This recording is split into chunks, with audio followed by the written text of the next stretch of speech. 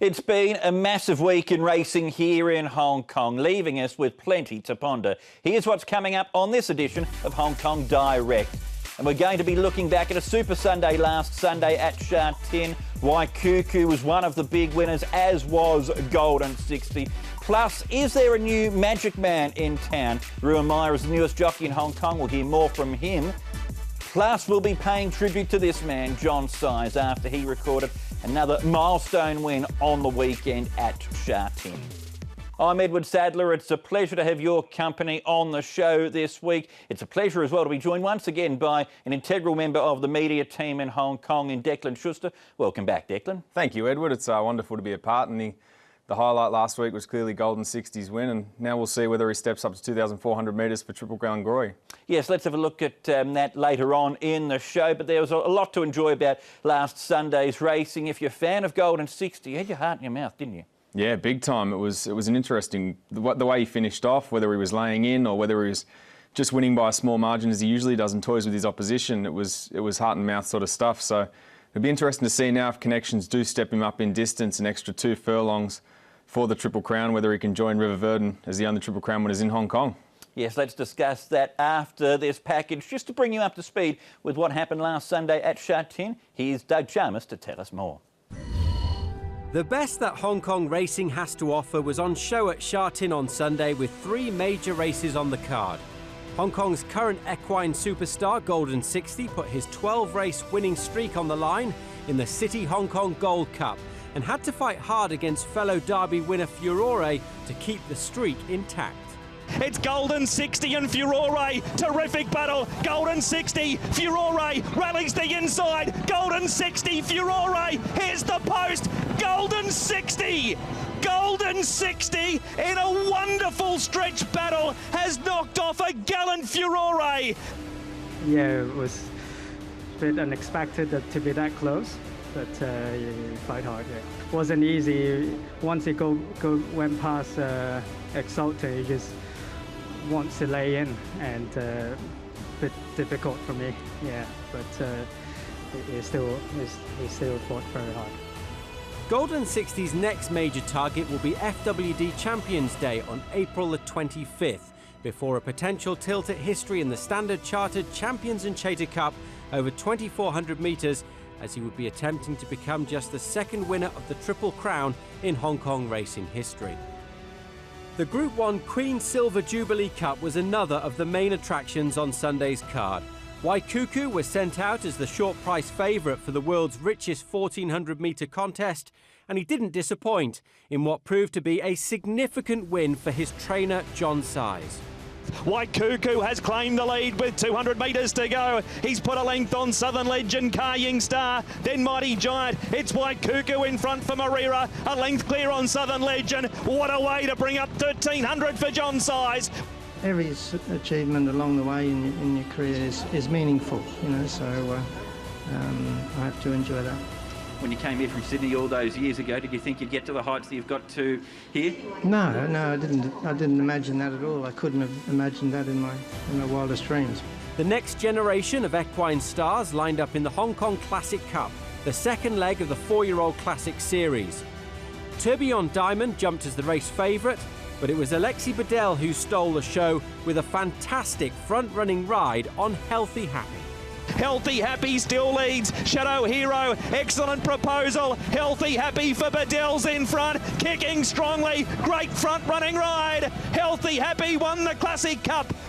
I was happy to let my horse go because he's obviously a very big horse, and I knew he was going to stay on well, and also he was very relaxed in front. So it allowed him to take a deep breath before the effort, and then he kept on well. All roads now lead to the third and final leg of the 4-year-old Classic Series, the BMW Hong Kong Derby on March the 21st, where the 14 best 4-year-olds in town will take their shot at once-in-a-lifetime glory. It's a fascinating state of affairs with the Derby picture, but let's start from the beginning here, Declan, with the main talking point from Sunday's racing. Golden 60, 13 in a row now. He's getting closer to that record that Silent Witness has set. What would you do with him if he was your horse? Because there's plenty of options for them now. There's plenty of options. I think, though, that they've taken the first two legs of the Triple Crown. I think it's time to go for the third. Let's step him up in distance, whether it's the only time he runs over 12 furlongs across his whole career. I think you've come this far for Triple Crown glory. I think you might as well keep going. And he's proven that he answers the challenge and responds each time. I think it's worth seeing whether he can do that or not. And after that, if he is a better miler, we can drop him back down and maybe take him abroad to top mile races around the world. But I'd be going for the Triple Crown. I think to really stamp him as a champion, he needs to do that. And I'd be reasonably confident that he can continue to do that.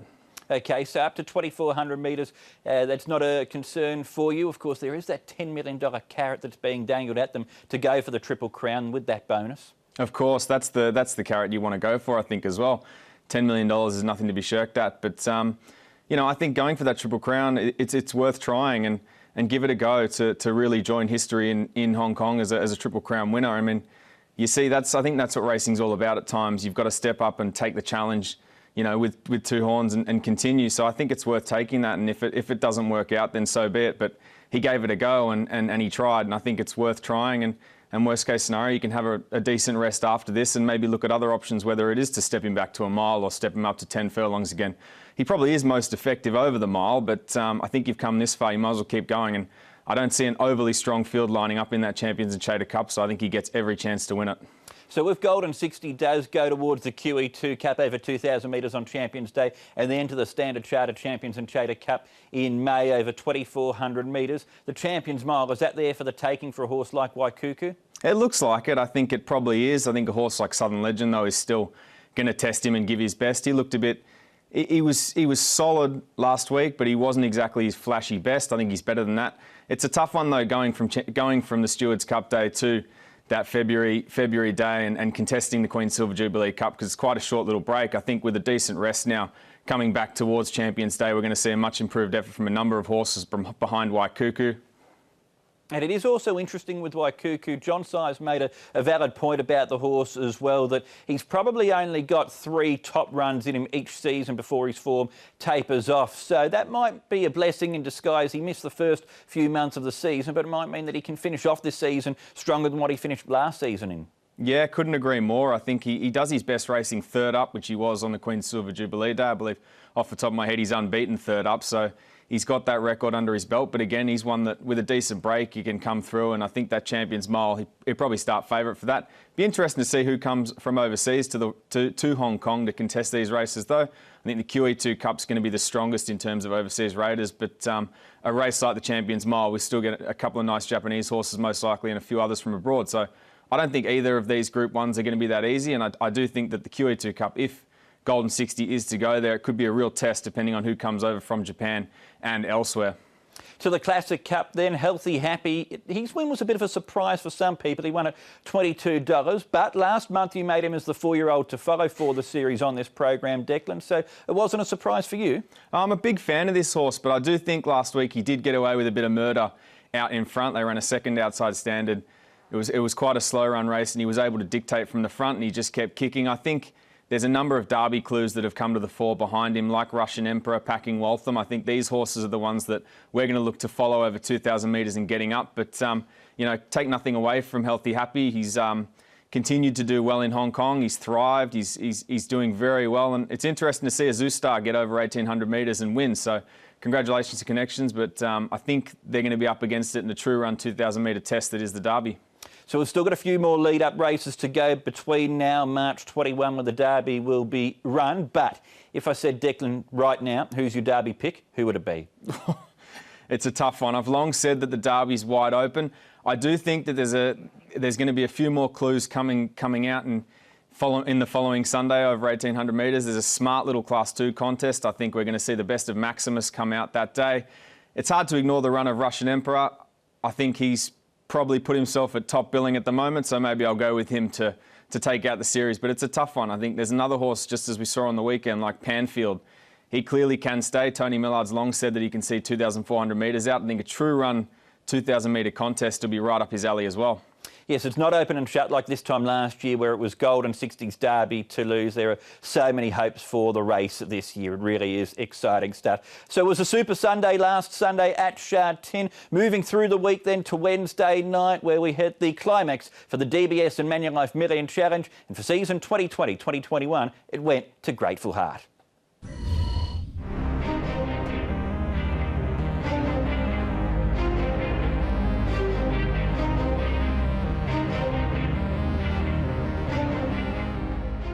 It's Grateful Heart in front of Flying Bonus. California Deep Shot, High Rise Soldier late. Grateful Heart still in front of High Rise Soldier. Grateful Heart won it. Loving a Boom really starting to lay down the challenge on the outside. Grateful Heart, Loving a Boom to have the last say, but it's too late. Grateful Heart, Loving a Boom. Off and gone here is Grateful Heart. He's clear by 4 lengths from Harrier Jet. Super Axiom will near run last, but Grateful Heart is going to be too good for them here.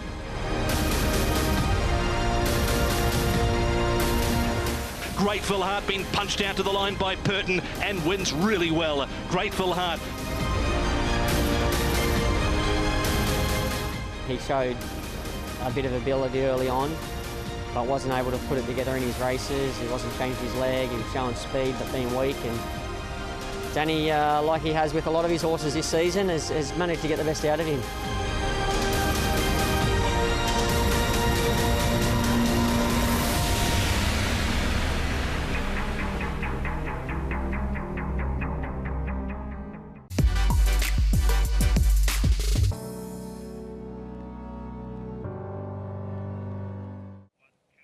Welcome back. You're watching Hong Kong Direct. Prior to the break, we were discussing this year's 4-year-old series, but there was one significant 4-year-old that we didn't mention in our discussion. He's the highest rated 4-year-old in Hong Kong, super sprinter Ethereal, who made his racetrack return on Tuesday, and he's the subject of this week's trial file.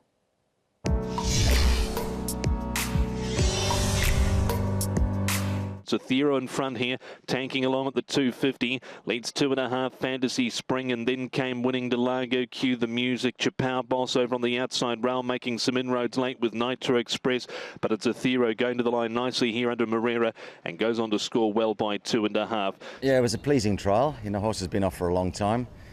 Nice to bring him back, and the track condition looks beautiful this morning, so just give him a little half-mile trial and prep for his future races, and he's come through it nicely, and we'll go back and check him to make sure everything's all right, but he's been pleasing me leading into his first trial for us, so all in all, very happy. When will be his first run for you? To be decided still, you know. He's a big horse. He's done what I wanted him to do. He's put on 50 pounds of body weight just to fill that big frame out. He's at 1,300 pounds now, and you know, we'll just bring him along. He'll trial again, and then we'll take it from there. And obviously he's coming back from a bleeding attack in the Chairman's Sprint Prize last year. Yeah. Just tell us, what have you done to bring him back, Casper? Oh, well, mate, it takes time. You know, those sort of horses had a lot of wear and tear in his lungs, and we just give him a lot of time to recover from that. And you know, we've been very pleased with the scopes that we've performed on him for quite a few times, and you know, all in all, I think he's in a happy place. His head's come right. He's a happy and healthy horse. And now, like anything in this game, you need a little bit of luck. And we've certainly done our part by producing him and getting him to the best form we can. And obviously, come race day, we look forward to having him in as good a fitness as we can. He's such a special horse, isn't he? He's so good. Once again, at the trial, he gave me such a feel that he is a good horse, and looks like he's on the right path to get back to what he used to be. We know he had the problems, but seems like he overcame it. It's a matter of time until he really get himself fit and be ready to go to the races. You won on him at the races about 18 months ago when he broke the track record over 1,000 metres. Could you draw any comparisons in terms of how he felt then to how he feels now? Is he a more mature horse, those sort of things, Joe? Because he's a bit fresh and he hasn't raced for quite some time, he went out there like Dick Jockey and expressing that he was a little bit keen and willing to just get things done, which is normal for a horse that hasn't raced for that long, you know. When we got into the gate, even though he got a little bit excited there, he's jumped brilliantly. He traveled wanting to go forward and run away from them. But what I was told from Casper is to just give him a easy trial, make sure that we get him back to his normal exercise, and when he's ready, he's ready. The trial itself was very impressive in my opinion. It's not a surprise to me because he is a good horse, and let's see if he's going to keep on the right track as he's been. I don't want to go over the top, Declan, by one 800-metre barrier trial, but given the problems that he's had, it was great to see Athero back at the trials on Tuesday morning. Yeah, it was fantastic to see him trial the way he did as well. He was once the heir apparent to Hong Kong's sprinting ranks, and I do think he can get back to that level. And that trial did show that he's returned to a decent level. He probably needs another trial. He moved well, but he probably needs another one just to settle him in and get back to racing. And then whether we see him back in early April for the Group 2 Sprint Cup or then Champions Day for the Chairman's Sprint Prize remains to be seen. But those two look likely targets, so I don't think that Class 1 in March he'll make that. Casper Fownes has inherited Athero, obviously, from John Moore. He's also recently inherited Classique Legend, who we saw run in the Hong Kong Sprint. I think it was all too tough an ask for the horse, and he pulled up lame after the race. But he's had a few gallops back at Chung Fa. He's the joint third best horse in the world on ratings, Declan. If he can be back into his best form like we saw in the Everest last year, how exciting would that be, too, to have both of them there in April? Yeah, not just that. They're both from Casper's stable. All reports are it looks like Classique Legend's doing well. I think that, like you said, that sprint race was it was all too much too fast for him. But we know this horse has plenty of quality about him. As you said, he's third best. And not to mention he defeated 7 individual Group 1 winners in that Everest race. So whilst not a Group 1, he proved he's got the potential to win one. And I think when he gets back to his best, we're going to see some serious exciting races over the sprint distances and getting to that level of racing that Hong Kong usually has with the Athero and Classique Legend, and not to mention Hot King Prawn and a few others as well. So there's some exciting races coming up for sure. There are certainly, and no doubt Casper Fownes will be keeping his fingers crossed that both Athero and Classique Legend can continue to progress and get to their best for the big races coming up. This weekend, though, we're racing on Sunday at Sha Tin, a 10-race card, a Class 2. Race 3 is our highest class event. We're back to the Valley on Wednesday night, and then Sunday afternoon racing the following week at Sha Tin. But this Sunday we welcome a new jockey to the riding ranks here in Hong Kong. He's been twice champion jockey in Macau and almost was champion jockey in Singapore last season. A new Brazilian, his name is Ruan Maia. I just look forward to start to ride, start to work, so I'm very excited. I'm feeling so happy. The quarantine is not easy, but I passed already, so just look forward to start riding this Sunday. I had the luck because the club put one treadmill for me in their room, so I can run every day for keeping my form, my weight, and after that I stay together with my wife. I play sometimes game for pass the time, but it's okay. Slowly I pass. I feeling well now to start work here. Hopefully I can do a good job here. I will try my best, but I look forward for what happened. I respect everybody. I know I did a good job in Macau, Singapore, but here's new place, different challenge. But I will keep work hard to see if I can do a good job also. Ruan Maia there, he was there to meet the press on Thursday morning, including Declan Schuster. What impression did he leave you with, Declan? Yeah, he left a very big impression. We're talking about someone who's had instant success in both Macau and Singapore, and following in somewhat of the footsteps of Joe Moreira, who also had instant success in Singapore. I think he's going to leave a nice little impression in Hong Kong. And one thing I did note was he's really put a big effort into his English skills and learning the language to speak to owners and trainers. So I think he's got a very strong asset there, and he's obviously a very, very capable rider with the success that he's had in Macau and Singapore. I think he's going to leave a nice little impression very early. Yes, those communication skills are vital for jockeys here in Hong Kong, given they've got to sell themselves. There are no agents here. He's got 8 rides on the weekend, so certainly plenty of rides. I think he might need a bit of luck, though, to get a winner on his first day, Declan. Yeah, he just might. He's got 8 rides, so that'll be a nice little introduction for him to figure it out. And he's got a contract till the end of the season, so he's got plenty of time to pick things up and see how it goes. But interestingly, with him, when we asked him about what his goals were for the season, he just wanted to let it come naturally and see how he all goes. And I think he's got the right attitude, and he gave me an impression that I think he's going to do really well here, and he's going to leave a mark. Let's hope so. Declan, we're almost out of time, but thanks for joining us this week on Hong Kong Direct. Thank you, Edward. It's a pleasure as always. So we're going to leave you on the show this week then by paying tribute to John Size, who celebrated his 1300th winner as a trainer in Hong Kong on Sunday. For us, these are his 5 best training performances in his time here in Hong Kong.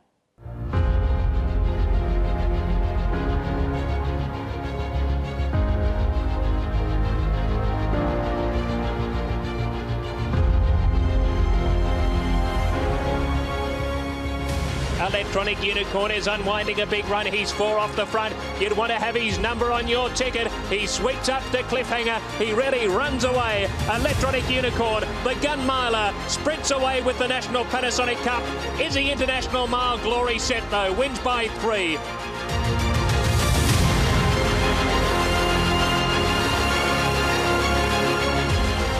Entrapment in front from California Choice. Sacred Kingdom's running on, but Entrapment clear of Sacred Kingdom is coming with a real charge. Entrapment, though, what a training performance by John Size.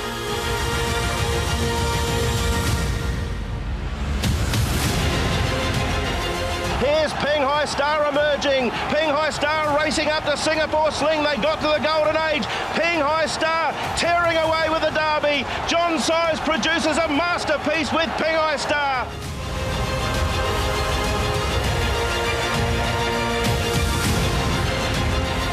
As Luger races to the lead from Giant Treasure, Got Fly, and further back to the inside is Romantic Touch. It's Luger in front in the Derby. Romantic Touch and Got Fly giving chase. Luger just in front. Burton relentless here, and he gets Luger home in the Derby.